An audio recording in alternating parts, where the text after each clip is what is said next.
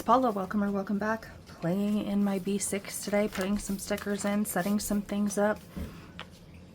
Not a lot of structure is going to be happening in this video.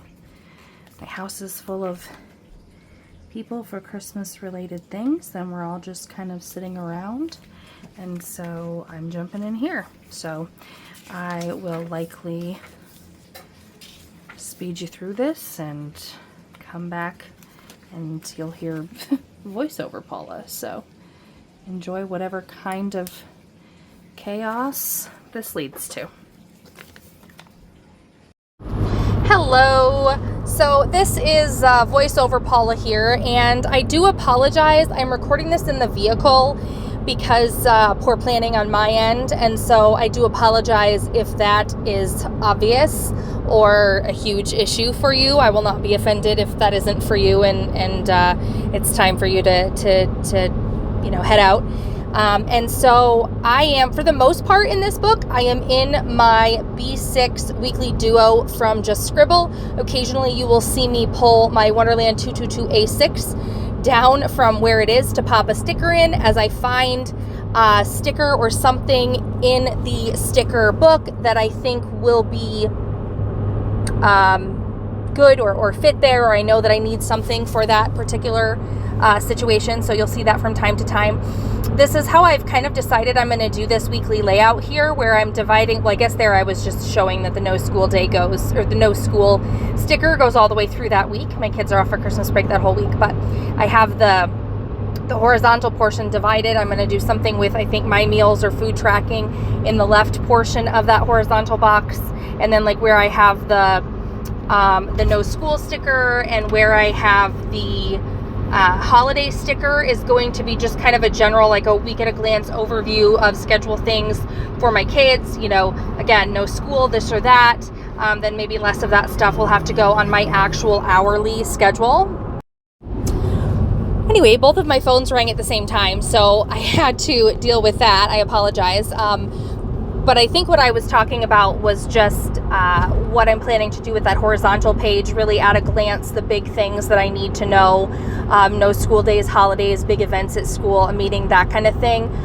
So I can see that at a glance to know whatever. And then a lot of that stuff I won't need, on my hourly. I plan hourly, but sometimes, if I'm putting stuff at the top, like a no school day, right? There might be, or not even a no school day, but like say there's an early out and a dress up day and and a kid is supposed to take a snack. Like, there's not always room for so many of those notes about a specific day above like the hourly section of a planner, or there's not always room for those extra, what I think is extra, like day specific things but not time specific things. And so that's why I was really excited when I saw this weekly duo, because I do think that as much as I'm not a horizontal planner, because I do need, my brain needs the hourly planning, there is definitely a place for that type of horizontal complementary, right? Like together, I think they work well together, but I cannot horizontally plan well as my main type of planning, because so much of my life feels appointment based when you're working off of, home visiting, which I do, which is all about appointment times and the amount of travel in between things and meetings and whatnot. And then in my personal life, just, practices and events and all of that stuff that is very time specific. So I am really excited to see how it goes with the joining of the two, to be able to kind of take the best from both of those. So I'm really just going through this planner and adding, so I have some Happy Planner sticker books that I got, and so I'm adding like Hello Spring and Hello Summer and Hello Fall stickers on the weeks that those seasons start. Right now I'm adding just a little bit of deco to Easter. Most of my deco, even though in here you do see me put some things on the vertical spread, the majority of the deco I'm probably going to have in the horizontal weekly spread, because I do really use and need the vertical and the hourly for appointments for those types of things. Obviously on a holiday I don't plan to have many time sensitive things happening on Easter, right? So I flopped that down. You'll see, I think this is where I do it, where I come in and I'm going to regret it. And I knew I was going to regret it when I did it, but I'm adding some stickers and filling up almost the whole day there in my A6. And I'm going to do the same thing in the week of the A5, that's like my birthday week. And so I was like, I just want some big fun stickers in there. I don't think it'll be as big of a deal, but if I have anything to put, and these are like the clear matte stickers, so I'm not even going to be able to write anything if I'm trying to write around it in the A6, in my A6 Wonderland222. I'm going to have a hard time writing if I need to. If anything comes up on my birthday, but I plan for nothing on my birthday ever, because now that we farm, I cannot plan anything from the time we start planting until planting is done.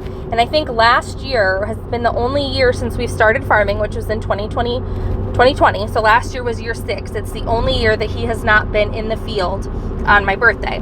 Obviously, you know, sometimes field work doesn't last all day or whatever else, or, you know, you run for a few days and then you have a rain day. So, I mean, we always find a way to celebrate my birthday, not that we do a whole lot. But I cannot plan anything for my birthday until I know, you know, oh, it's not dry enough yet. We won't be in the field yet. I cannot imagine a world where we're ever done planting by my birthday, which is May 2nd. But it is possible that we wouldn't have started yet. And that was the deal in 2025. We weren't in the field yet because it was still too wet. So we did not. So I think we actually maybe went out for supper or something like that for my birthday. But yeah, in general, unless it's been a real wet spring, we are typically planting during that time.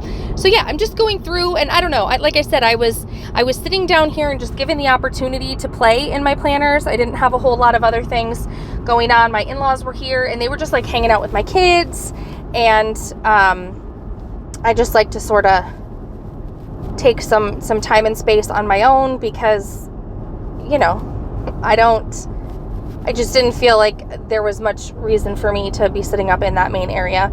And so I just came downstairs and was doing my stuff, and my husband was out doing his own thing. I think he was like working in the garage and some other stuff. So just came down here and I just went through. I was looking at stickers, finding where things might go, adding different holiday stickers in here.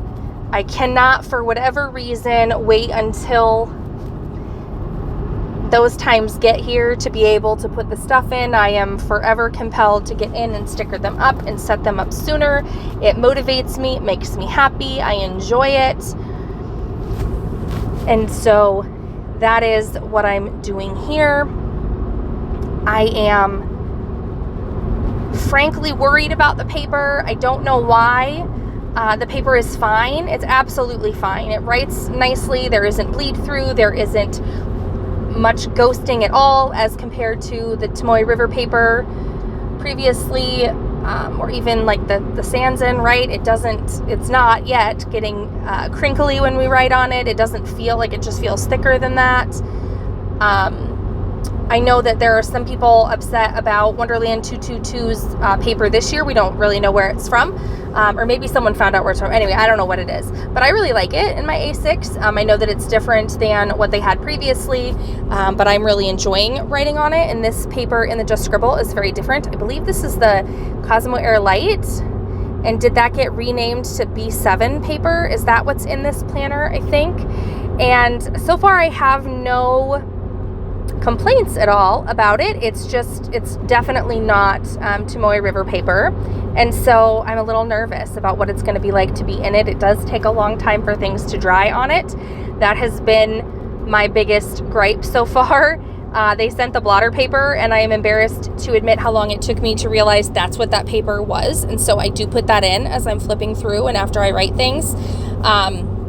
But as someone who very functionally writes constantly on the go in her planners, it feels a little inconvenient. I'm also left-handed, which in general, you know, it just, you know, the pens that I have, and typically I don't have an issue so much with smearing on a regular basis, but when there's already this drying issue that's exacerbated by the fact that I drag my left pinky through things. So it's definitely going to be just a little bit of an adjustment. Obviously right now I'm just setting things up. I haven't gotten in there a whole lot. I mean, for actual planning, right? I'm setting things up. I'm not actually in it because we're not. I have the rest of this week and then next week to go before this planner technically starts for the weeklies. So, yeah, we'll see how it goes. I'm excited about it. I'm liking the size of a B6. I did love the A5, and I had the cousin for a little while, and then I moved to the Wonderland222 A5 last year, and so I was in an A5 all of last year except for my brief jaunt into Happy Planner Mini.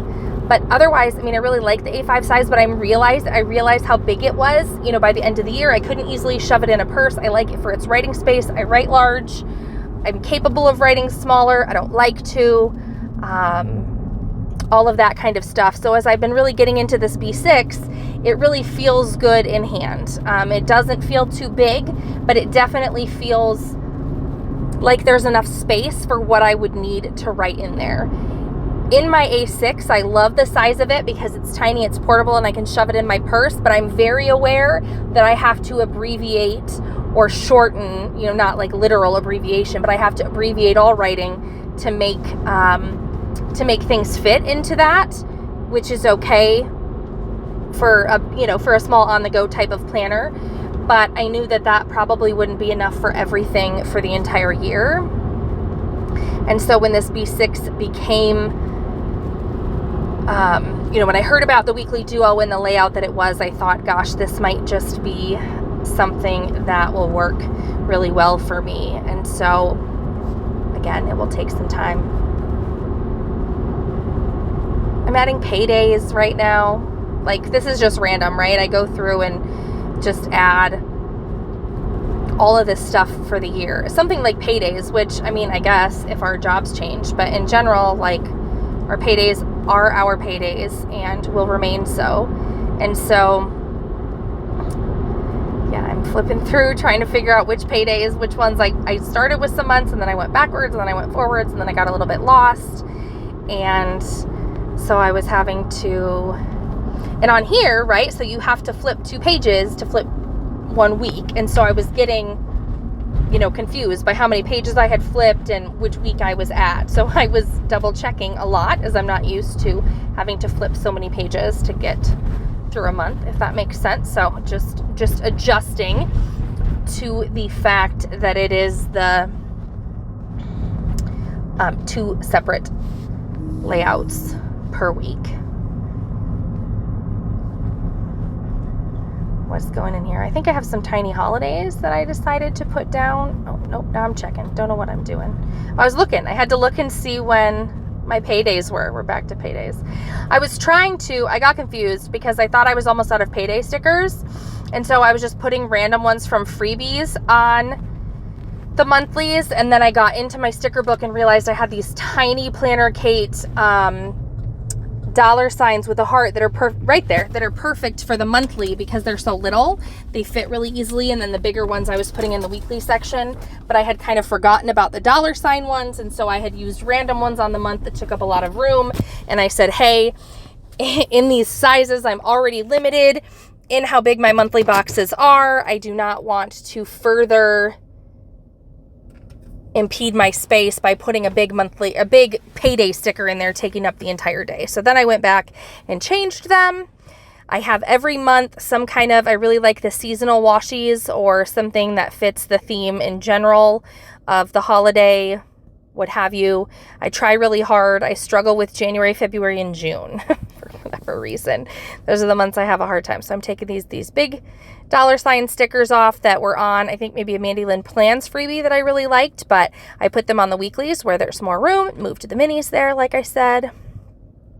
Fall is my favorite season. It's my favorite season to decorate with, so I really enjoyed the Happy Planner, like the clear matte stickers to go in and put those leaves and those colorful things in. So I did put some of those down in the month of, in the fall months because I wanted those stickers to be used, and that time of year really just makes me happy. Oh, putting some stickers back here. Oh, I'm surprised I didn't just shove them in there. Okay, and now I put a bunch of stuff away and I'm just flipping, right? I'm looking, like, what am I tracking on here? I'm still trying to figure out what and where to track all of my stuff. I do end up moving that because I decided I didn't want that there. I decided I was going to track how many to-go coffees I get, and then I decided I was going to move that to the monthly.